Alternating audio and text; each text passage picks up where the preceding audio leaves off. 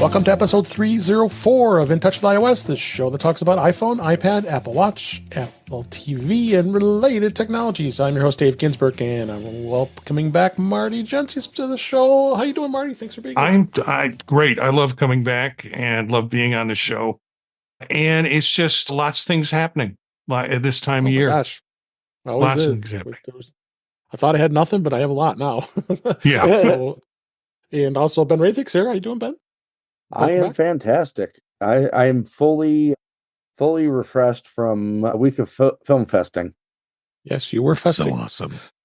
And Jeff Gamet is also here. How you doing, Jeff? I'm just a hot mess. No, I'm doing fine. I was about to say, so it's Thursday. Well, just goes without saying. No, I'm happy to be here, and it's awesome to get to hang out with all of you. Yes, it is. So, as it always happens, Apple does its earnings results and announces them on the day of our recording, which is Thursday. So, we'll be talking about that. Got some interesting, there's been some interesting press about GM and Apple CarPlay, which we've covered plenty of times about how ridiculous it is. So, might talk a little bit about some event predictions, and there's some good, decent news this week. But we'll start in the topics like we always do. And Apple's getting active with beta. They've released beta 4 of iOS 17.5, iPadOS 17.5 to both developers and the public beta. Same basic stuff. They really haven't talked about other than some European Union stuff, any updates, those kind of things. There are all kinds of other crazy things that they're not even talking about. But how's it been looking for you, Ben, with you running beta? Been looking pretty good for me. It looks like with both the event next week and the build ending with an A, we should be seeing a release candidate relatively quickly here. Yeah, I would think, because we anticipate iPads, but we'll talk about that in a little bit. How about you, Marty? Is beta doing okay for you? Beta's working. Yeah, beta's working fine for me on all of the products, except I had to roll it back from my Vision Pro.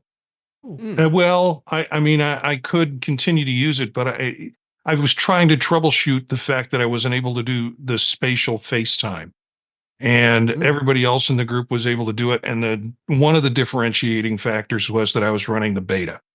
So once I rolled that back, it worked, but it could have been a lot of other factors. Who knows? So that's the only one that kind of tripped me up a little bit. Okay, well, that's to be expected. As professionals as we are, you can definitely roll it back like you just did. Jeff, you running anything on your iPad? You haven't done jump in there again. I need to make it happen. I'm not running beta on anything right now. Yep. One thing I will mention about iOS 17.5, they are including a quote-unquote repair state option that doesn't require turning off Find My for service. Wow, what a concept. What a hassle that was. Me, when I had brought an iPhone in for service, with this, Apple's adding a repair state feature that is designed to allow the iPhone to be sent in for service without deactivating the Find My and activation lock.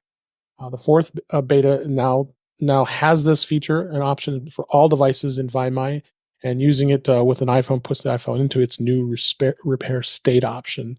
Right now, when you would send an iPhone to be repaired, it would require turning it off, but then that wonderful hassle of the activation lock was on, and you either had to have another device to confirm that it was that you can unlock it, or you had to wait an hour to get that done. And then, because if I remember correctly, when I did that for a phone that I had fixed, that is now my beta device, it was my wife's old phone, they made me go onto a Mac and sign into my iCloud account in Safari to turn off Find My at that point, to turn the lock off. So this is a welcome feature, I think, for that issue, and turning off Find My, that is, and you can easily put it in repair mode. And I don't ever recommend turning Find My off, but I think this is a good option. So what you guys think?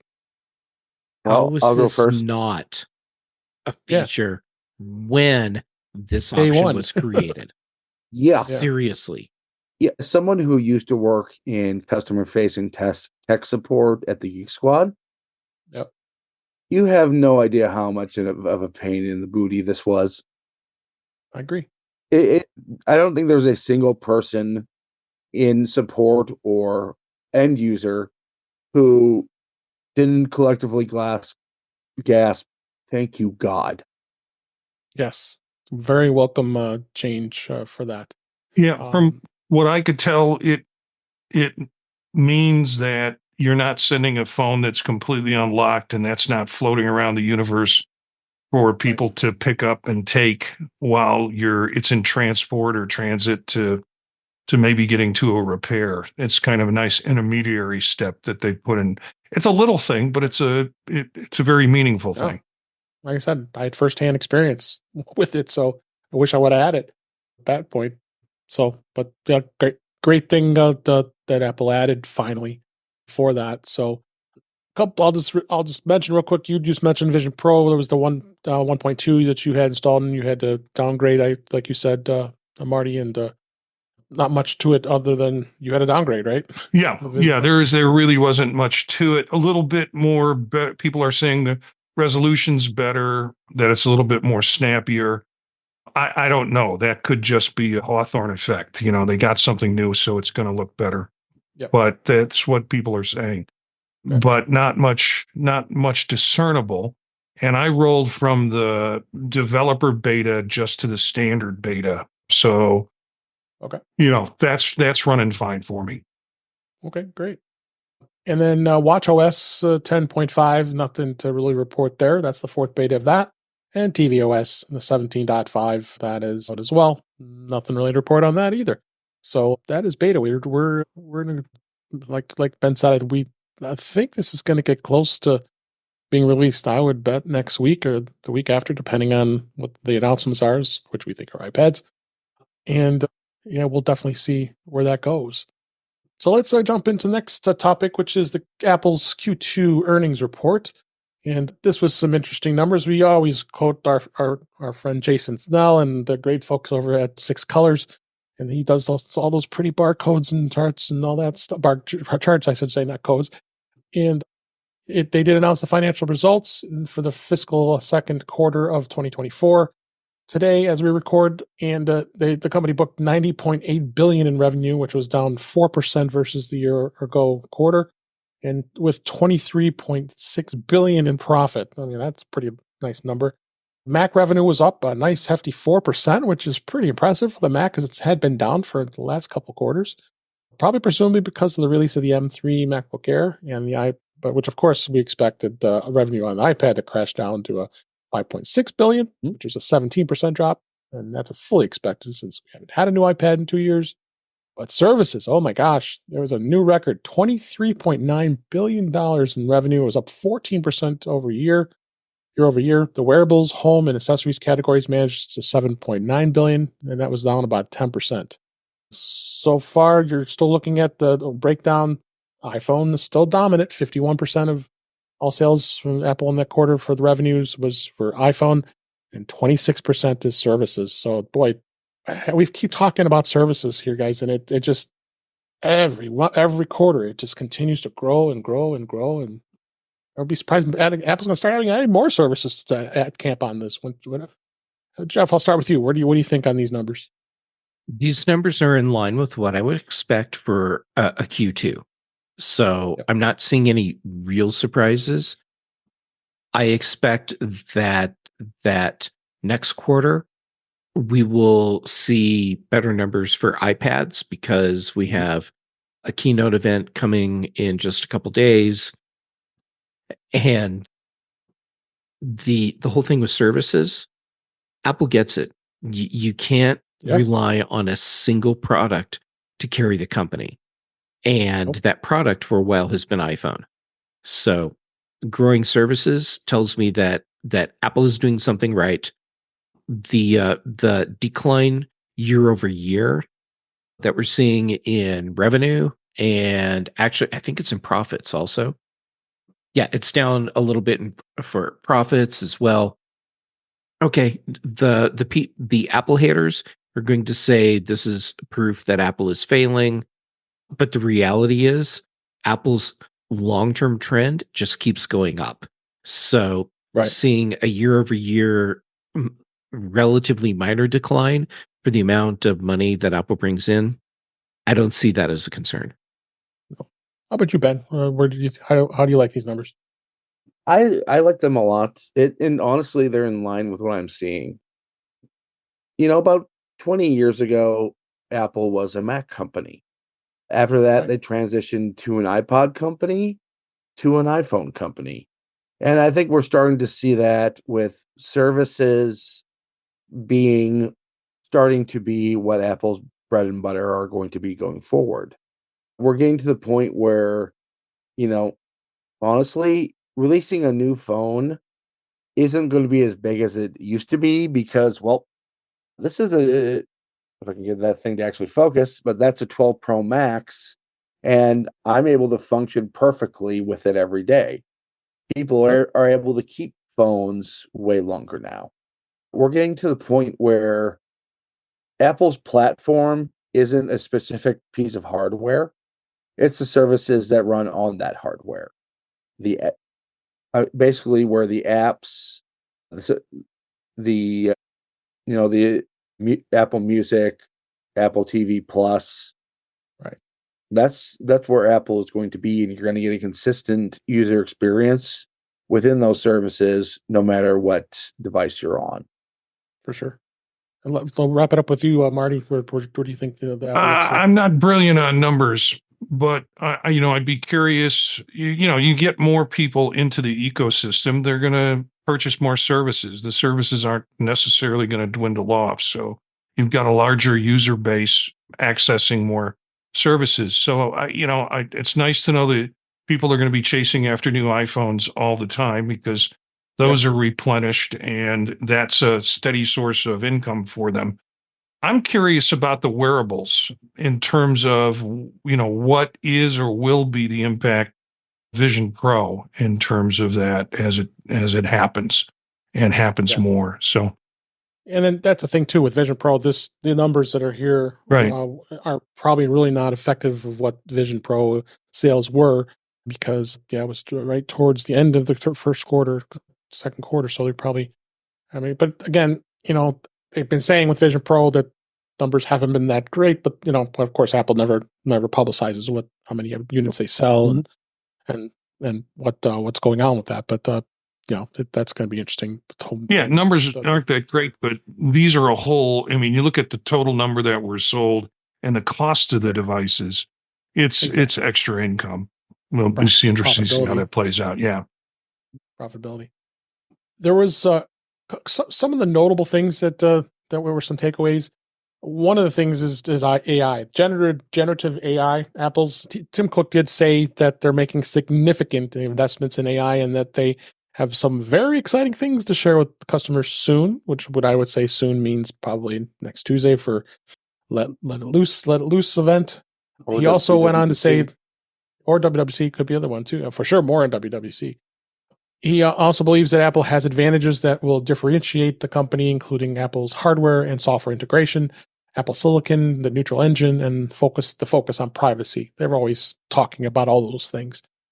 But it says there is a big opportunity for generative AI across all of Apple devices, and Cook said that he is extremely optimistic and about the future consumer demand. I would tend to agree with that. Just my starting of experience working with AI in the business world, I'm really seeing some incredible strides to make things so much more efficient, so much more easier and be efficient. But productivity you're gonna see some improvements with AI and everything else across the Apple ecosystem. Really, I mean, I know Marty, you've been doing a lot of stuff on AI. You did a talk last year on at Mac Stock. So, what do you think? Where do you think Apple's going to go? I hope they take all the elements that they have in terms of security, safety, those kind of things that we have as we use Apple devices as trusted, and incorporate that as a wrapper around AI.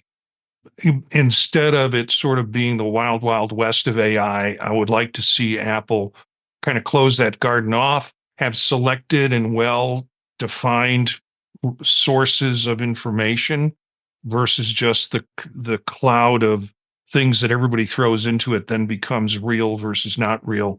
I'm really hoping Apple, when Tim Cook talks about big strides in it, that's my imagination saying this is where it's going to go. So we can talk about the M4 chip and whether that's going to be part of that big announcement coming up in the next week or at WWDC. But I think that all is all built into that space. Yeah, for sure. How about you, Jeff? I know you've got some thoughts on this. Yeah, of course I do.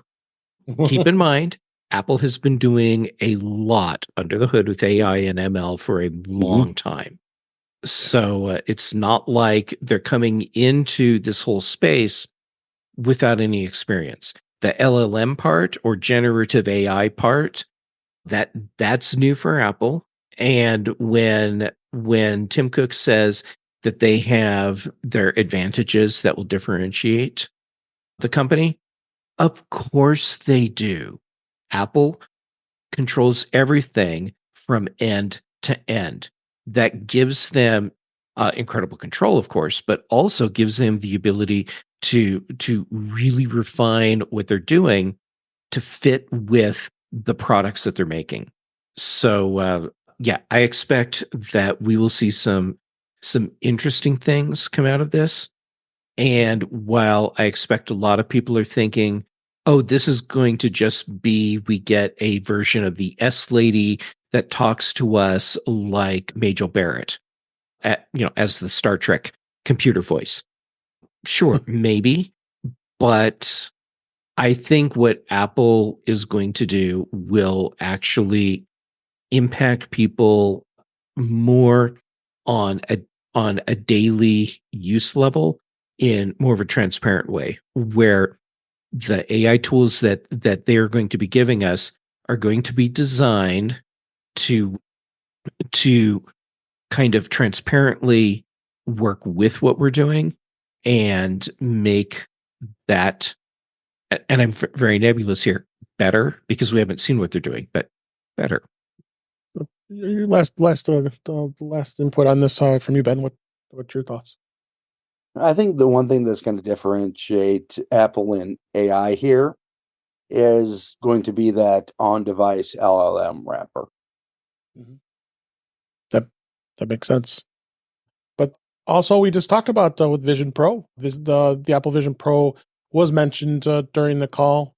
Tim Cook did say that it's really a big hit in the enterprise, and that isn't very surprising because enterprises really always looks into these types of things. And Tim did say that over half of the Fortune 100 companies have purchased Vision Pro units, which is pretty impressive there. It's the first spatial computer from Apple that has proven to be a controversial entry in the product lineup. And of course, they've shared very little of what's been selling, as we mentioned. There isn't a line item for the Apple earnings about the Vision Pro, but Tim Cook did share a tidbit of interest, saying that the Vision Pro has been purchased by these companies, and it's something definitely interesting that the market has been kind of targeted to see where it goes. Especially the fact that Microsoft's now defunct HoloLens, which was a complete flop, and it's definitely interesting. And then even the CFO, Luca Mastrani, also revealed that Enterprise uses for the Apple Vision Pro, including aircraft engine designers at KLM Airlines, team collaboration at Porsche, and kitchen design at Lowe's. So a lot of good spatial computing on the platform, and you also say $3,500 is, let's face it, it's not for everybody. It was a very niche in its life cycle, but I can ask Marty himself, being a proud Vision Pro owner, where do you think Enterprise is going to go with this? I think this is something they're going to really be looking closely at it. Well, if you have a Vision Pro headset, you can go in and you can see demos of all the things you're talking about.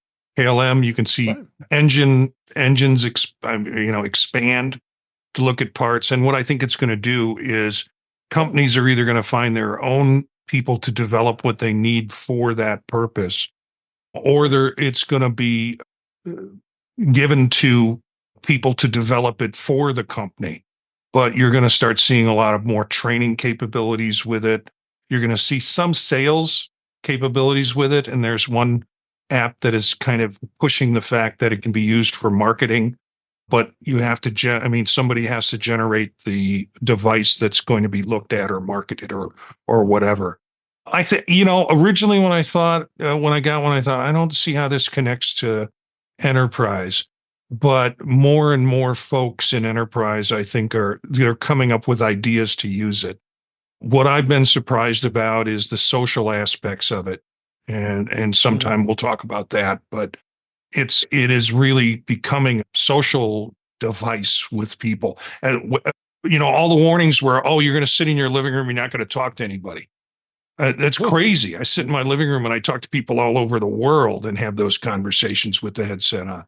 So it's an interesting branch off of that. But from enterprise, yeah, they're going to start using it as a on-demand sort of training headset for people who want training. Absolutely. Absolutely. How about you, Ben?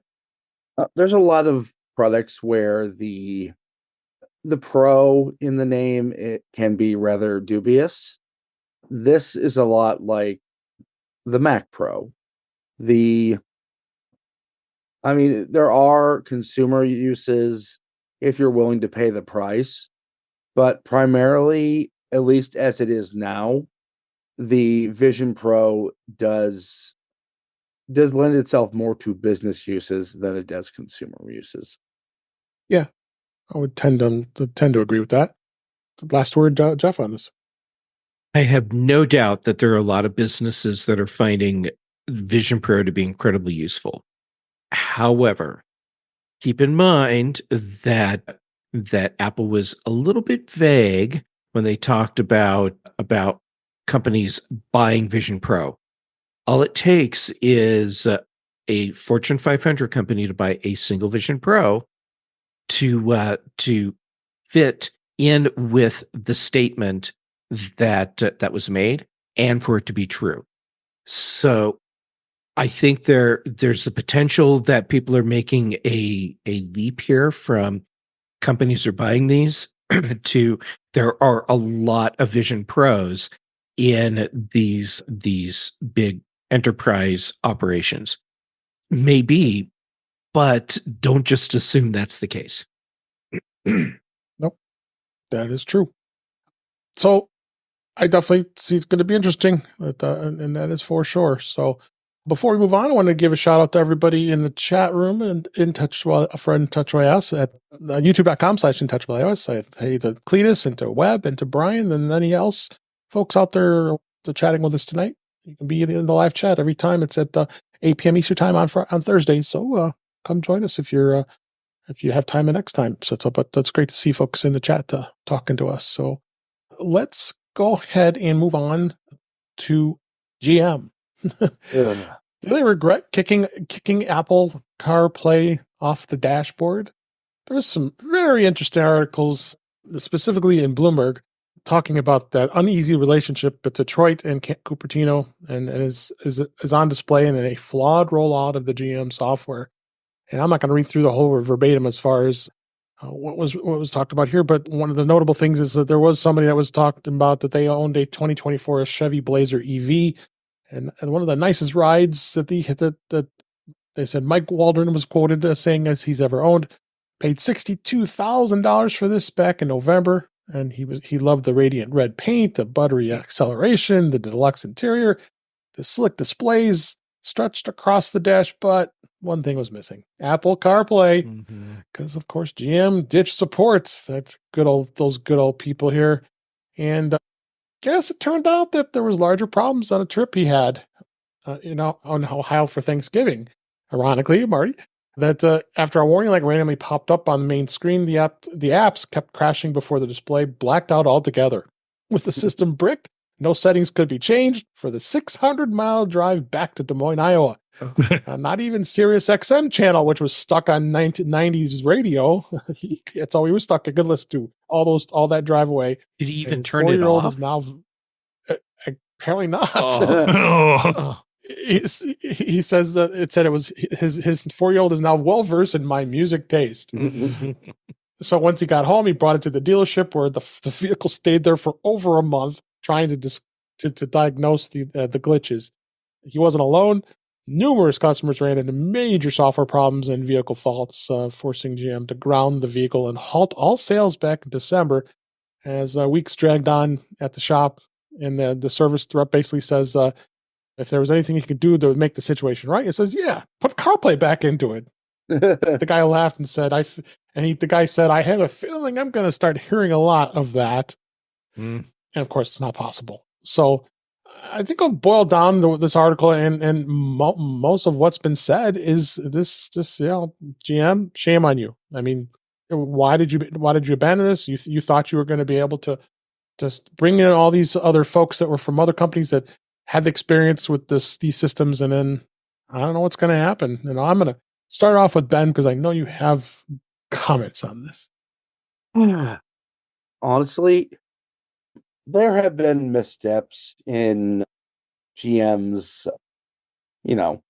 GM's path over the years. We've had the Chevy Vega. Oh my God, that goes blast in the past. Yeah, whatever it was that the Fiero shared the platform with. Yeah, that would do. Yeah, this brings back the old adage, unsafe at any speeds, because they put a system in a car that was not ready for prime time because they wanted to control infotainment revenue. Yep. We want control. Yeah. I'm going to say something as the great nephew of a former Chevy dealer that I have never said before. Do not buy a GM car right now. They do not care about consumers. In fact, at this point, I think the board should give a lot of credence to relieving Mary Barra of her duties. Wouldn't be a bad idea. I'm thinking, but who knows? It's a big company. How about you, Jeff? Where do you think this is going to go? It's not going to play out well. All right, here's the deal. Taking CarPlay out was a bad move because that's a very popular interface platform for smartphones and cars. And it is a selling point. That said, for a lot of people, it doesn't matter what that platform is. What matters is that their car fracking works. And I think ultimately the bigger problem for GM here is going to be that they released a product that is barely beta at best and is horribly flawed and is a security and safety risk for their customers.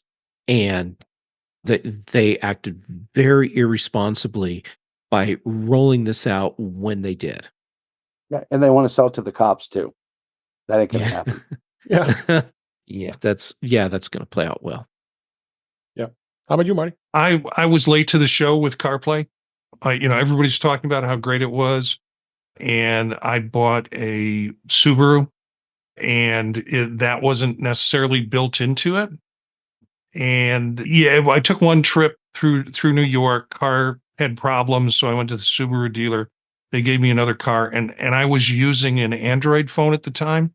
That thing synced up like a beauty, and I'm like, whoa, this is pretty surprising to me. Came back, and since then, with various upgrades, maybe in the software, maybe the ease of connectivity, I'm now using CarPlay through Bluetooth with a device that you actually told me about, Dave, and been using it and absolutely love it. I use it on my car, and my wife's car is not equipped with a touchscreen. So I always don't want to have to drive my wife's car because I like the CarPlay setup so much in terms of maps and music and whatever else I want coming up with it. So it's just been about 8 months maybe that I've been tuned into CarPlay. I don't, and this is me, I'm naive. I don't understand why other companies can't just make this happen on multiple platforms. Other than what I hear, and I think I've heard this before when we talked about GM, is that companies are starting to do their own sort of software so they can control the money that happens with it and use it as a revenue source. Yeah. And I will say there's nothing technical holding GM back here. Android Automotive, which their infotainment system is based off of, is perfectly capable of interfacing with CarPlay. Yeah, they just don't want them to. Mm-hmm. Yeah, and this comes from a market, the car market in general, where the engineers are historically incapable of creating user-friendly interfaces for anything. Yep. It's the question I ask now when I have to rent a car. Oh, Yeah, everybody does. it's like the model, what's the model I got? CarPlay? Nope. Okay, give me something different. Move on. Yep, for sure. All right, let's go ahead and move on to the next topic here. I wanted to talk a little bit about the event that's coming up this coming Tuesday at 7 a.m. Pacific time, and that's 9 a.m. Central, 10 a.m. Eastern time. The Let It Loose event, and where the panel here thinks Apple's going to announce. I think it's pretty obvious. It's an iPad and iPads, and we did talk a little bit about it last week, and we're getting right near a couple days before the event here, and I wanted to just kind of review this a little more here to see if anything has changed. And I bet you weren't here last week, so I wanted to start with you. Have you have some predictions of what you think is going to be announced during the event on Tuesday? I think there will be an iPad mini, and the iPads announced will have screens. I mean, other than that, honestly, the rumor mill is going so many different ways. There might be micro LED. There might be dual panel LED. There could be a iPad Air 12.9 inch, which is pretty much the M2 Pro under a different name. At this point, who knows? We're just going to get iPads, and we're probably going to get a third generation pencil. Oh yeah, I mean, I think the pencil is a given, just based on what the logo was sent for the event invitation. So, Marty, what do you think? I know you're itching to get an iPad now that you've sold them all, and you're waiting. Yeah, I've got wait to get one. I've got my stack of Apple cards sitting here. Unfortunately, I'm going to be in Washington, D.C. running a meeting all day. So I can't even pretend like interested. Well, I can't even pretend like interested in the meeting. I have to run the meeting. So I have to be interested in the meeting. Here's my plan. I used to have 4 or 5 different iPads, sold them all. I've been waiting for this launch event to occur. I'm going to buy whatever the top line is and outfit it that way, and not going to try any other form factor than that, and see if I can finally use those interchangeably the best I can with my MacBooks and travel and such. So that's my plan. I think, unlike Ben, I love the rumors. I mean, I enjoy them. For me, it's gambling without having to put any money down until they finally announce it. It's entertainment for me. It's like professional wrestling or wrestling. I like the chatter about it, but my goal is just to get the top notch that I can get, and hopefully get it soon before there's back orders. And how about you, Jeff? I know you're anxious to hear about this Apple Pencil, but I am. Do you agree with Ben on the Mini? You think they're gonna announce the Mini? I think it would be fun if they announced a Mini, and I'm saying that as someone who bought a Mini just a few months ago. I'd be okay with Apple making mine out of date that quickly, just because there would be cool new features.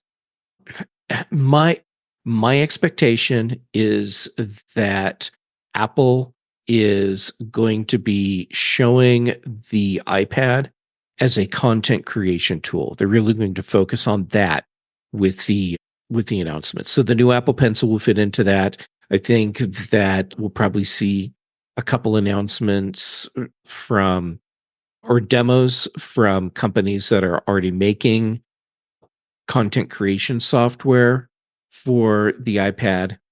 And I think that'll be a big push today.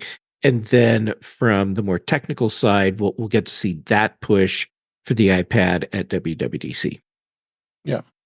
Now, I think the most intriguing thing is the fact is, are they going to release it with an M4 processor in an iPad way before a Mac? It does seem odd that they would be doing something like this, but with the timing, it's less than a month, just about a month till WWDC. Would they do something like that with an iPad? I don't know. I'm skeptical, but all the other articles I read, that's what I quoted from the Macworld. It seems to think it's like a logical thing that could happen. Something you want to see, Jeff? You think that an M4 is going to be the processor in the pros? It could be. All right, here's the deal. When we're talking about the M4, everyone looks at the M series processors as desktop and laptop computer processors that also end up in iPads. And maybe what we should be doing is looking at what Apple's long-term roadmap is for each generation of the M series processor. So maybe the M4 will roll out next week in a new iPad, but it will be like the M4 Ultra Mobile. And then we'll have a version of the M4 that's geared towards the Pro machines or the laptops or the iMacs or whatever. But I could totally see Apple doing something where the M4 is introduced first as this power friendly, like energy friendly, high powered processor for ultra mobile devices like tablets. Yeah. So what about you, Marty? What do you think on the M4? Is it going to happen? I thought it would, read an article a couple of days ago that said, oh, maybe it's going to happen. Then I read an article that said, no, it's not going to happen. And then I just read one today that came out. I can't remember where it was from, but it said, here are 4 reasons why it would make sense. And, this is the one I got. Yeah. One of the reasons was we get the hardware out, we get the technology out before WWDC. So developers can kind of look at it and see what it's like. Another is sagging iPad sales. So we're just going to give you a new iPad with a better screen. It's got to be something else to hook you in. Probably at the top. Probably at the top line. It probably won't be at the Air or won't be. I mean, this is where the talk is going. And I think it would be exciting to put the M4 out. Right now, all of the M's are kind of getting blurry with me because they're happening so quick. And it's almost, to me, kind of cheapens the release. So unless they say something about the M4 is now tied into our AI system, which is capable of doing this and that, then, I think that would be another reason to try and pull it in as a new processor and announce it with the pads. We'll see what they give us. If the iPads are always going to be the also ran in how chips get played out, new chips get played out, well, we'll find that out on a Tuesday. Absolutely. Last word on this, Ben. I think it kind of depends on what the M4 is. What I'm wondering is what we hear as the M4 is basically like an N3 Plus, where it's very similar to the M3, but has essentially additional N cores, where the Macs wouldn't necessarily need that the same way an iPad would. Either way, it'll be interesting to find out next week. Yeah, for sure. Some comments in the chat here, youtube.com/InTouchWithIOS. Web Bixby says he wants a new iPad with a Magic Keyboard and pencil. Oh, you might get your wish there. And Cletus Web also mentions that his MacBook can run iOS apps. Yeah, it can, but sometimes developers don't allow it. But so it all depends on the app, of course. And Brian and Cletus all made some comments as well. But there's some good ideas here, and we'll see what happens. I guess we could just wait for this coming Tuesday. Like I said, 9. It's a 7 a.m. Pacific time, 10 a.m. Eastern time on Tuesday. So there's to be a video recorded event, and It's be interesting. I think you made the comment, Jeff, that the calendar entry says it's up to 2 hours. So I can get 2 hours out of an iPad unless they're talking about some other things besides that. Well, maybe they'll throw in an M4 Mac to go with it. Who knows? Yeah. Who knows? That's this is interesting to see if that could stay under wraps, because as like you said, you love the rumors, Marty, and it's hard to keep those from coming out. I will be running this meeting and still having some chat stream going on the side to tell me what's coming out. Got to see the little feeds going. And then the lunch break happens, and I'll run off to my room and try and do something. We'll see. And watch it. Yeah. So let's go ahead and move on to the news this week. And I have a perfect story for Jeff. It's Siri on the HomePod seems to have forgotten how to tell time, or give time for that matter. And this actually was posted today as we record this. It seems that at some point in the last 24 hours, Siri on the HomePod has actually not been able to have forgotten how to relay the time. When you ask S Lady what time is it, Siri is unable to answer and directs users to the iPhone. I found some webs for results. You could show them here, and then you ask it to get on your iPhone, and Siri's full response with the time question. Maybe it's a bug, or are we surprised? And apparently there was an update later saying Apple had seemed to have fixed the issue somewhat.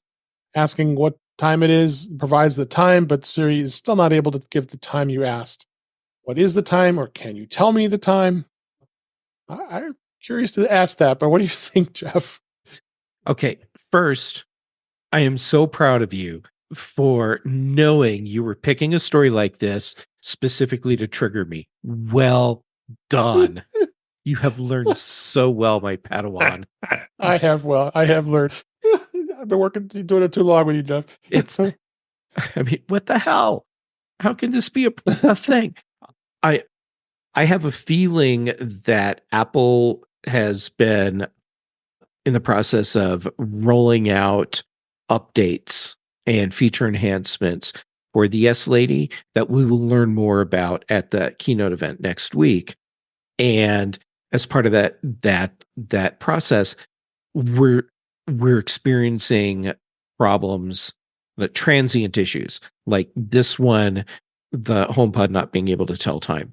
Now, my cat, my office manager, she got quite the earful earlier today when I went on and on about the obvious brain damage that my HomePods are suffering from.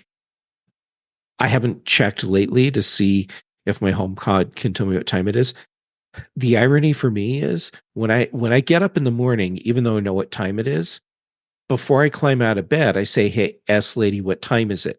Just to make sure that my alarms went off at the right time and all that. And when you're laying in bed and your HomePod tells you it found some results and you can check on your iPhone, that's not a good way to start the day, especially when you get triggered about HomePod and S Lady issues like I do. Go check with your iPhone. I just checked. I muted. I didn't want to interrupt you while you're providing your rant, so it did work. All right, I'm going to mute and I'll check mine. All right, you guys have any other thoughts on this? The only thought I have is now I have this great idea. I'm going to write an article just to punk Jeff because I know where all his soft spots are now. So let's mock up an article just to get his reaction on it on some show. I am looking forward to it. It'll be cathartic for me. And then at the end of it, you'll explain to me exactly what you did. And I'll rant a little bit more, probably say something that has to be edited. But I will have the most profound respect for you for pulling it off. To back to the question, I have lost complete faith in S Lady. Every time I want an answer, she tells me to go to my phone, which to me defeats the purpose. And half the time she doesn't know what I'm asking her anyways. Or so then it's like, oh hell, where's the Google device? Because I get better responses from that. And that's so every time we hear another new software that's coming out or a new advancement with Apple, everybody says, well, this is really going to improve Siri. It hasn't. It doesn't work. Yeah, this is how dysfunctional, abusive relationships work. Yeah, you're right. Yes. Go ahead. The last word on this, Ben. Honestly, if this isn't upgrading the back end, seriously. You face palmed yourself. Yeah. That's my relationship with S Lady. It's, hey, maybe it'll work. They got to fix it, and they got to fix it with LLMs. Yeah, they do. And maybe we'll hear something on Tuesday. Who knows? On WWDC for sure. Cleus in the chat says, ask S Lady when Mother's Day is. I just checked that. It seemed to be okay. But then he said I flipped out for 10 seconds. So well, I'm giving Apple the opportunity to build me up and disappoint me horribly come Tuesday with the whole S Lady thing. Okay, let's go ahead and move on here. A couple quick stories here. Actually, this is a great story here. This is Apple Watch. Apple Watch has its AFib history feature has qualified by the FDA to evaluate medical devices. Apple's arterial fibrillation AFib history feature on the Apple Watch has been qualified under the Medical Device Development Tools, or the MDDT program, the first digital health technology feature of its kind to do so. Since 2022, Apple has supported this AFib set history, which allows users to be diagnosed with AFib to view an estimate of how frequent their heart is at this type of irregular rhythm. And the feature analyzes pulse rate data collected by photosynthomography, PPD, and the sensors. It works amazingly. And this, according to the FDA, this is like I said, it was the first device to qualify for this, and it's designed to be used in a biomarker test to help evaluate estimates, and designed to be used throughout. And it was during the clinical study. So this is pretty exciting to see this, the Apple Watch becoming something like this. So, what do you think, Marty? Every time I want to buy a new Apple Watch, which is every time a new one comes out, having a series of, aging disorders that I have and some background with that, it's like, but hon, it's got this new sensor that will help keep me alive. And it works. So bring it on. Now that it's qualified by the FDA, I've just got more evidence to get a new one the next time it rolls out. You got one of those wives that say, stop buying stuff. Yeah. How about you, Jeff? What do you think? I think this is bigger news than a lot of people realize. Getting qualification like this through the FDA is a big thing, and it opens up a lot of potential partnerships and revenue generating paths for Apple, because now Apple Watch becomes even more useful in clinical settings. So yeah, I'm glad to see this, and it fits in nicely with something that Tim Cook said a few years ago, which is that Apple is very focused on improving our health and well-being with their products. Yep. Are we going to get a blood sugar sensor, Jeff? Do you think that's around? I know it's. I think it's coming, but my Jedi instincts are telling me that the technology isn't ready yet.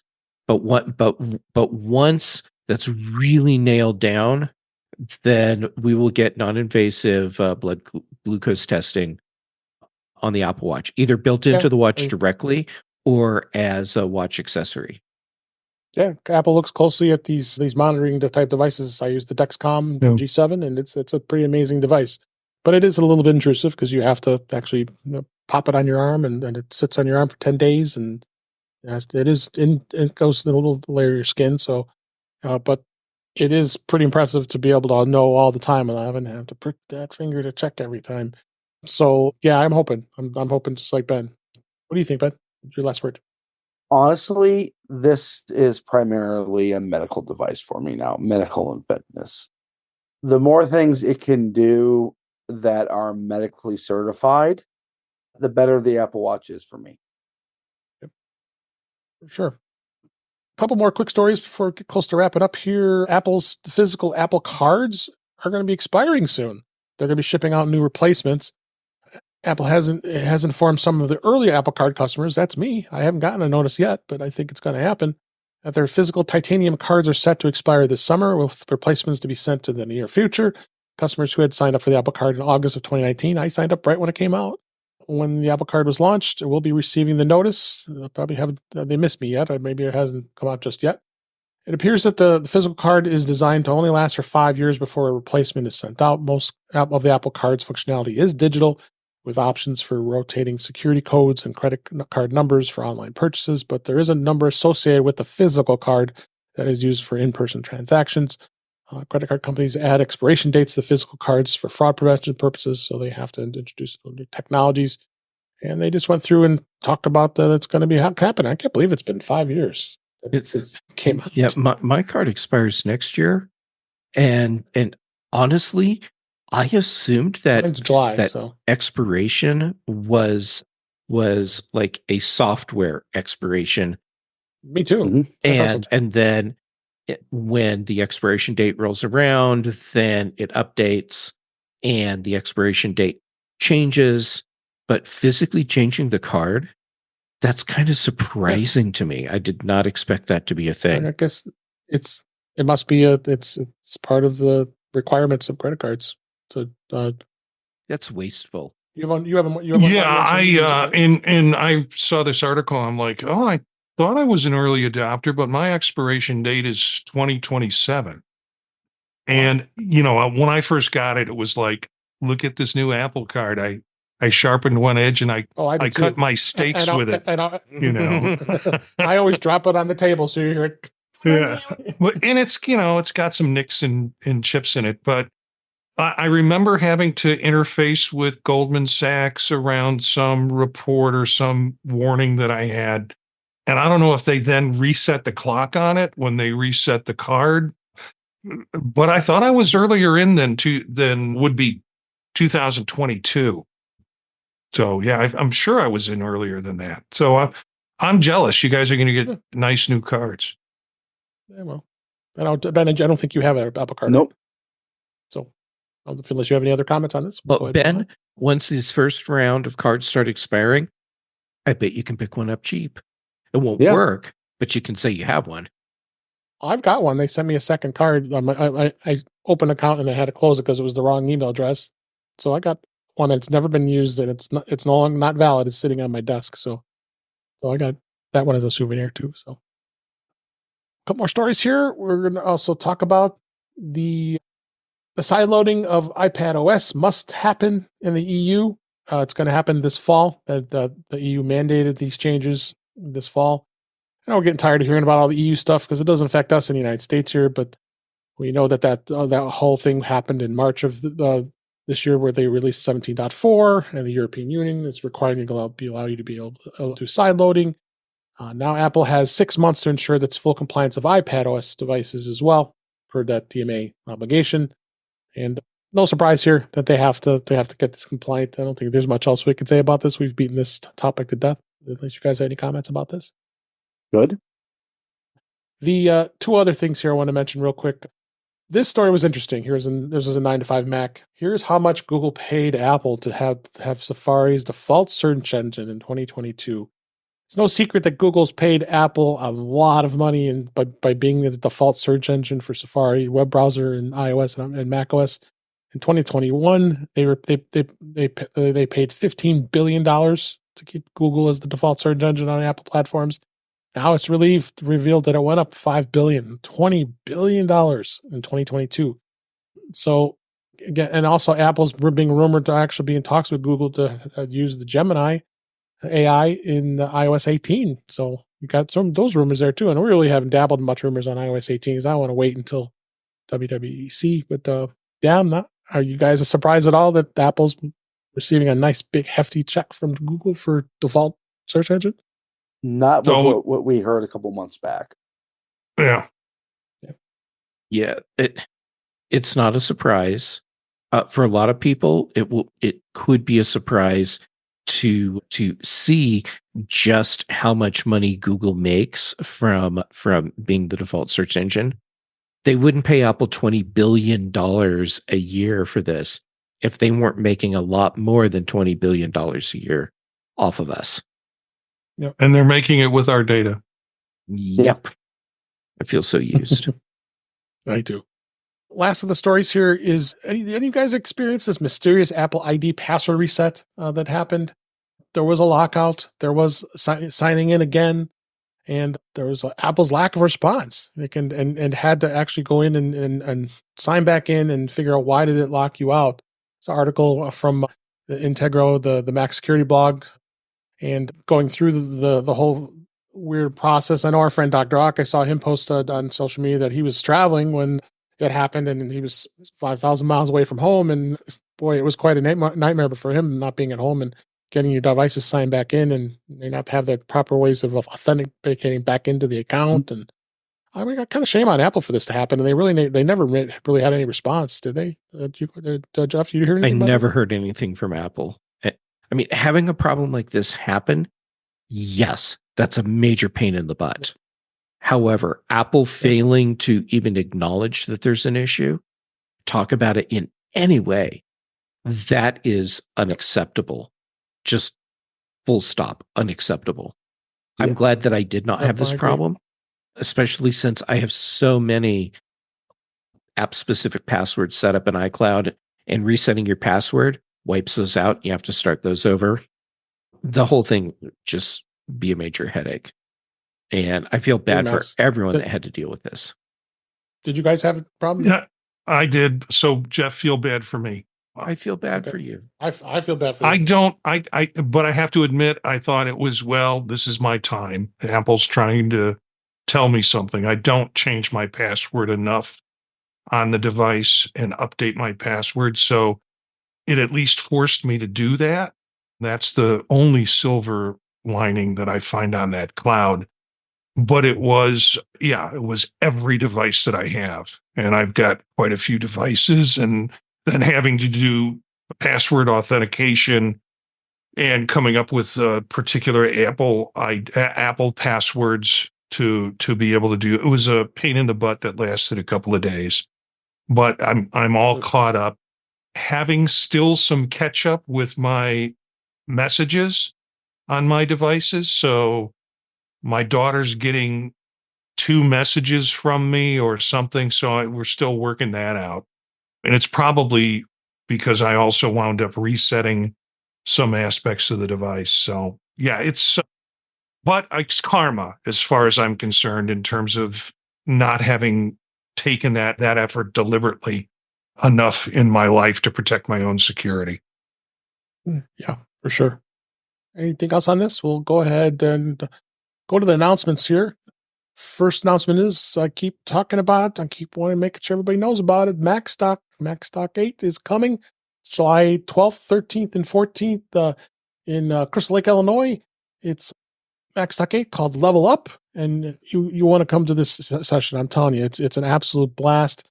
You're going to be able to see and meet people, meet us, Jeff, myself, and Marty. He's going to have not only a workshop, he's also going to be speaking at during the speaker events as well. So it is just going to be so fun, and a lot of great things to talk about with Apple and hanging out with all of us here. So it's going to, I definitely highly recommend this.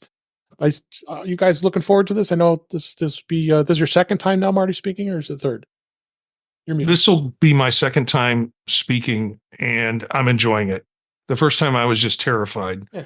And you did great. Fantastic. Yeah. You knocked out. Then I realized, hey, I'm a teacher for a living, so I guess I could probably handle this group. But I'm looking forward to it. I would also say, because when I saw this on the agenda, I went and looked at the website again, and now some of the topics are in there, and makes it even more exciting because there are some topics that are already announced that are like, these are things I want to stick around and see. Not just because of the people who are giving them, but the content that I think I'm going to get from it. Just updated. Yeah. He updated the speaker list, and let's see, did he did he post the? I gave him mine. No, you can't like other than the pictures. It's not having what they're speaking about yet. But there's going to be some great topics. I think we're all finalizing what we're talking about. I think you pretty much know what you're talking about, Marty. And Jeff and I are still kind of working through our. My stuff is already settled. I just need to get descriptions to Mike. Yeah. So I just submitted my description, so but I'm not going to spoil it yet. We'll wait because we'll all be on Mac Voices and talk to Chuck Joyner about what we're going to be talking about. So, and I'm hoping Benny's going to make it this year. We really would love to have you, and it's definitely worth it. Go the full route. I mean, it's not that expensive if you think about it. It's a weekend pass, $399 with the workshops. Mm-hmm. This is the first time ever we're doing these workshops for 12th. Like I said, Marty's going to be one of those. I know Allison Sheridan's doing workshops, and I think Mike Schmitz was the other one doing workshops on Friday.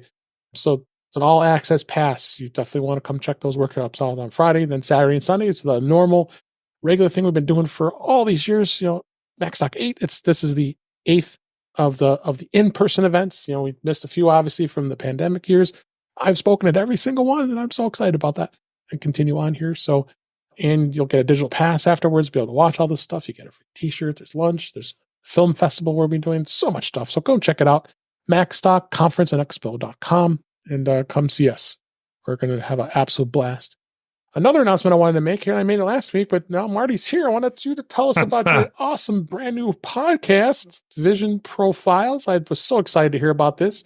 I know you were just interviewed on with Chuck Joyner on Mac Voices with Eric Holden, and well, it's exciting. I'm really loving it. We started getting called the Vision Pro experts only because we actually own a Vision Pro, not because we're experts. Right. So, Mike at MacStock was talking about bring your new ideas, share your new ideas, talk about the projects you're working on. And I thought, I need another project. And so I got with Eric and decided to do a podcast, 30 minutes on Vision Pro, and we call it Vision Profiles. I've kind of delved into the deep, dark inner world of Vision Pro and have met a lot of people in there that I'm hoping to bring on as guests as we talk about the couple of stories that week and talk about apps that we've run into. And then if they're developers, we're going to bring them in to talk about their app and highlight their app. But we're trying to keep it in 30 minutes to make it a nice little digestible chunk that you can listen to. It's not just for Vision Pro folks. I think if you're interested in tech, even if you don't have a Vision Pro, you'll be interested in kind of the conversation that we're having. So first show was out. It was just us talking about our experience. The second show, we started to develop a format. We're going to record the third show on Monday. We're doing it every Monday. It's visionprofiles.info. If you want to go to the beginning of the website and get the links there, but you can search Vision Profiles as the podcast name, and you'll be connected to us. Got the link in the show notes. So go check his great new podcast out. I'm super stoked and excited for you guys. It's going to be a lot of fun joining us in this thing called a podcast. With that, let's go ahead and wrap up for this week. This was a great show. Thank you so much for all you being here. And we want to just I'm going to have to call it a day for this episode. So that's a wrap for this week. Please send your comments, questions, and suggestions to our email address, which is feedback@intouchwithios.com. You can follow us on Mastadon, which is at intouchwithios, at techhangout.social. Support the show. Buy me a coffee at intouchwithios.com/coffee. We would really appreciate it. You can become a patron of the show by going to patreon.com/intouchwithios. We have 2 tiers available to support the show. We would really appreciate it. Make sure you like, share, and subscribe so you're notified when we're live streaming, which is on Thursday nights at 8 p.m. Eastern Time, 5 p.m. Pacific.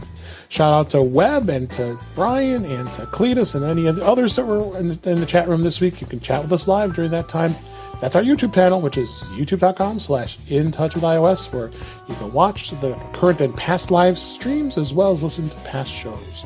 We're all loaded up on the podcasts app now, which is now built into YouTube and the YouTube Music, so you can check that out too. Be able to listen to the podcast from there as well. Visit In Touch with iOS magazine on Flipboard, where many of the topics that we discuss are flipped into that magazine. The link is in our show notes. You can subscribe to the show in your favorite podcatcher, including Pocket Casts, Overcast, Apple Podcasts with transcripts, and many others. But better yet, go to our website, intouchwithios.com, where all the links, all the ways to listen to us are on that website. I am Dave Ginsburg. You can find me on Mastodon at DaveG65 and Mastodon.cloud. Marty Jencius, thank you so much for being here. I love it. You already told us where you can find your podcasts. Where can we find you? You can find me at Jencius, Jencius, at Mastodon.social. Also on the Tech Savvy Professor podcast, Circular Firing Squad podcast, and the most exciting project I've got going right now, Vision Profiles podcast. Yep. Got all those links in your bio in the show notes, so check him out. And Ben Roethg, so glad you made it back this week after your film festivals, and always love having you here. Where can people find you? Well, Dave, you can find me at Ben Roethg on the social media. You can also find me every Tuesday on Mac Voices Live with Chuck Joyner. And for at least the next couple episodes, you can find me on the Big and Mac shows on the British Tech Network. Great. Thank you. And last but certainly not least, Jeff Gamet. Always a pleasure having you here. Where can people find you? I have no online presence. Kidding. Yeah. All right. Well, first, Dave, it's always a pleasure to get to hang out with you. So thank you for letting me continue to show up for the show. All right. So social media. I'm Jay Gamet, pretty much everywhere. I'm active right now on Mastodon and Instagram and Threads. Then for shows that I'm on, Tuesdays, Chuck Joyner's Mac Voices Live. Here on Thursdays on Dave's In Touch with iOS. Then on the British Tech Network, Thursdays on The Big Show, Fridays on The Mac Show, and Brian Chaffin and I, we also do The Context Machine. Excellent. Thank you so much, Jeff. Appreciate it. And thank you for listening and watching and being in the chat room and hanging out here, listening to our show. We always have a great time doing it, and we're going to be back next week to find out what was announced and tell you all about it next Thursday. But until then, thanks for listening, and we'll talk again soon.